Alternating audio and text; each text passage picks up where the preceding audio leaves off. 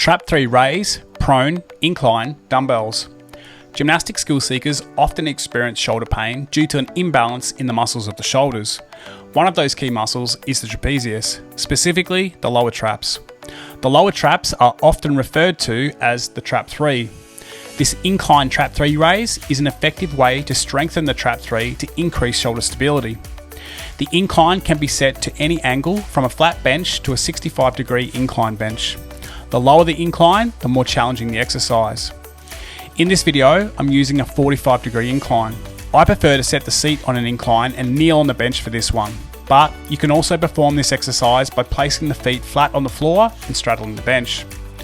Lying prone on the bench, grip a dumbbell in each hand. Set a strong posterior pelvic tilt, PPT, by tucking your tailbone between your legs and pushing the hips into the bench.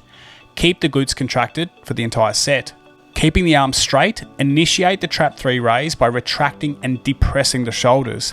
Pinch the shoulder blades together behind your back and pull them down towards your back pockets. Keep the shoulders pulled back and down as you lift the arms at a 45-degree angle away from the head. It's more of a Y than a T shape, so get it right. As you lift the arms, externally rotate the shoulders so that the thumbs are pointing up towards the ceiling at the top of the raise. This helps to increase the Trap 3 contraction, which you should feel in your mid-back. Depending on your shoulder flexibility, you should be able to lift the arms above your ears. From a side view, your ears should be visible below the arms at the top of the raise.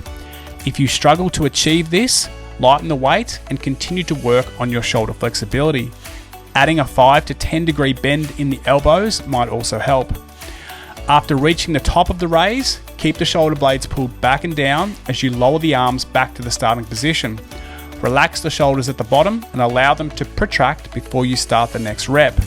The weights will be very light when you first start training Trap 3, but over time you want to increase the weight. Give it a try and see how you go. If you've got questions, please leave them in the comments. If you found this video helpful, please hit the like button and subscribe to the channel.